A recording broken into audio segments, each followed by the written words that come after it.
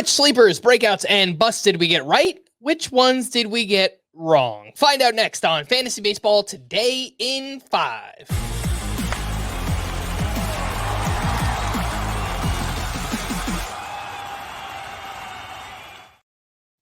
Welcome into FPT in 5 on Thursday, October 10th. I am Frank Stampfl, joined by Chris Towers.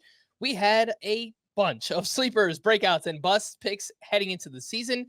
Let's find out which ones we got right and wrong. Chris, who was a sleeper you got right? It's time for a little accountability. And the sleeper I got the most right was Jackson Merrill, who, when I wrote about him, I was looking at it in late February. His ADP was 600. He basically wasn't being drafted in any leagues. And it's not hard to see why, right? At the time, he was a 20-year-old prospect who had like a 770 OPS at AA last season. Was a top 12 prospect, but just didn't have the numbers that we typically look for when we're saying, hey, this guy's going to make the leap and make an impact right away. But I think what people missed there was, one, elite prospect, top 12 guy in all of baseball heading into 2024. He wasn't Jackson Chourio. He wasn't Wyatt Langford, but he wasn't far off except in price. Even if you look at the last 2 weeks of spring training, when it was clear he was going to make the team, they had transitioned to the outfield. There was a very clear need in center field. He was playing well. He had a 900 OPS in spring training. His ADP was barely inside the top 300. And I think the lesson to take away from there is just, it's fine to bet on rookies. It's got to be at the right price. And so when you have Wyatt Langford going inside the top 75 over the final 2 weeks of draft season, there aren't a lot of ways that can go right. You know, like that's got to be one of the better rookie seasons of the last decade to work out. Jackson Merrill, even the first 2 months of the season when he was just okay, he was hitting for a pretty empty batting average. He wasn't a bad pick as your fifth outfielder or a bench spot piece. And there was always upside for him to build on that. Did I think he would be this good? Absolutely not. But it's within the realm of possibility. And if you get a chance to take a flyer on a hyped rookie like that late, you should always take it. With that being said, I feel like the sleeper I got wrong is an interesting juxtaposition to Jackson Merrill, because it was Henry Davis who had a similar ADP to Jackson Merrill. And I think the logic was pretty similar because post-hype sleeper, former first overall pick, great numbers in the minors. He had a big spring. Didn't even have to be that good because he was going to be a catcher. Yeah. And then what happened? Womp, womp. Did not work out. Sent down early in the season. Dealt with some injuries this year. Dealt with a concussion. Was on the IL for another injury later on in the season. Maybe he's just not a major leaguer. He's played 99 career games. Henry Davis, he's hit 191 with 8 home runs and a 590 OPS. Tons of strikeouts as well. And the outlook does not look great heading into 2025 as well. The catcher position, very crowded for the Pirates. So I think it's interesting to compare and contrast these two. And look, if you get a guy this late and it doesn't work out the first month or two of the season, all right, you can drop that guy. But sometimes if you have some patience, it comes through with guys like Jackson Merrill and even someone like Jackson Chourio later on in the season. Breakout that I got right, I'm going to go with Michael King, Chris, because he had an ADP of 137.4. He finished as a top 60 player this year. He was a top 24 starting pitcher in both roto and head-to-head points. My logic coming into the season was that in a small sample size as a starter last year at the Yankees, he looked tremendous. I really like the arsenal. Tremendous changeup and sweeper, both with whiff rates over 35%. Serviceable fastball sinker. And he was getting an opportunity to start. It was a bit good park shift going from Yankee Stadium to San Diego. So I think for all those reasons, it made sense to buy in on someone like Michael King.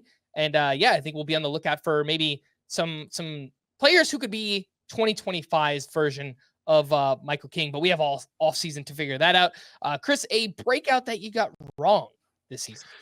Ke'Bryan Hayes, man, you know, this was something we talked about a lot on the full episode of the show. The idea that when is it worth chasing the second half breakout, right? And in Ke'Bryan Hayes' case, we had real tangible reasons to believe in it. He went out and worked with an outside trainer as a hitting coach when he injured his back, got sent to AAA to work on that, came back, did the two things we've wanted Brian Hayes to do all along, which was hit the ball in the air and hit the ball to the pull side. He did that more than he ever had in his final 40 or so games. Had always hit the ball hard, had always made a lot of contact, and so it seemed like he finally put it all together. I don't know if he just wasn't healthy this season. He played 90 games, but missed time with a back injury as well. But just at no point did Brian Hayes look like the same guy, and he is at the point now where I think he needs to show a lot to even get back on fantasy radars. Mm-hmm. Let's go right back to you, Chris, and we'll move over to the busts. Who was a bust that you got right this year? Josh Lowe. I just, the thing I kept coming back to was how much playing time risk there was with Josh Lowe. And the reason I said that was, well, one, he didn't play against lefties the year before in 2023, but mostly it was just the Rays had 2 playoff games in 2023. Josh Lowe sat on the bench for one of them. How many top 100 picks aren't playing in a do or die game for their team? There aren't that many. That should have been a sign that there was a lot of playing time risk.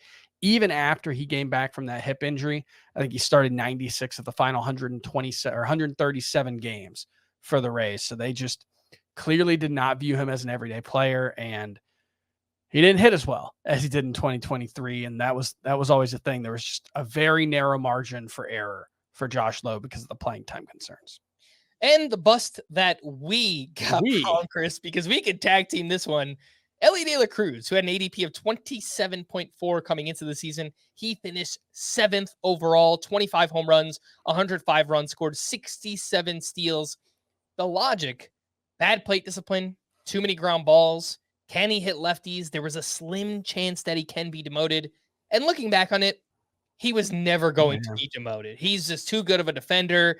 He's obviously a game wrecker on the base paths and what he can bring. And then all the injuries around him. Yeah. It's just all those guys get like Matt McClain getting hurt, Encarnacion Strand. It's Candelario eventually getting hurt. So, he was never going to get sent down. I don't really want to, I don't want to be wrong 2 years in a row, but I guess I will just kind of plant the seed. I'm not going to say he's a bust again. Yeah. I don't think I want to go out on that limb, but a lot of the things that we were concerned about, some of them actually got worse. Like some of the plate discipline stuff under the radar, zone contact, swinging strike rate got worse in year 2. Lefties still bad against them so far in his career. So I don't think he's ever going to lose his job or whatever, but is there a chance the batting average drops to like 230 and he hits 20 home runs? And if he's not getting on base, he steals like 40 or 50 bags instead of 67. Maybe. Yeah. I'll just kind of throw that out there. No, he's I don't love him as a top 5 pick. He's still a first rounder. Yeah. For more extensive fantasy baseball coverage, listen to the Fantasy Baseball Today podcast on Spotify, Apple Podcasts, or anywhere else podcasts are found. Thanks for listening to Fantasy Baseball Today in 5, and we will be back again on Saturday. Bye-bye.